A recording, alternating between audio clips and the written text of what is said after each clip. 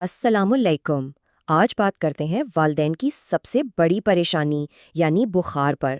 چلیں شروع کرتے ہیں۔ اکثر والدین یہ سوچ کر پریشان ہوتے ہیں پر جواب ہے زیادہ تر نہیں۔ آئیے دیکھتے ہیں کیوں۔ تو پہلے یہ سمجھتے ہیں کہ بخار ہے کیا۔ میڈیکل زبان میں 100.4 ڈگری فahrenheit سے زیادہ ٹیمپریچر کو بخار کہتے ہیں۔ یہ سمجھنا ضروری ہے کہ بخار کوئی بیماری نہیں، یہ تو جسم کے لڑنے کا ایک اچھا سائن ہے۔ اور اسی غلط فہمی کو ڈاکٹرز فیور فوبیا یعنی بخار کا خوف کہتے ہیں۔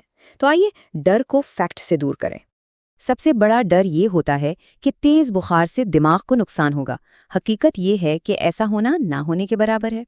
پھر ایک اور خوف ہے دوروں کا، لیکن صرف 4% بچوں کو ہی بخار میں دورے پڑتے ہیں۔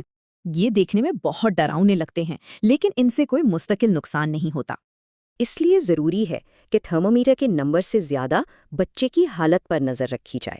تو پھر سوال یہ ہے کہ جب بچے کو بخار ہو تو ہمارا اصل مقصد کیا ہونا چاہیے؟ اصل مقصد بخار کو جڑ سے ختم کرنا نہیں، بلکہ بچے کو آرام دینا اور پانی پلاتے رہنا ہے۔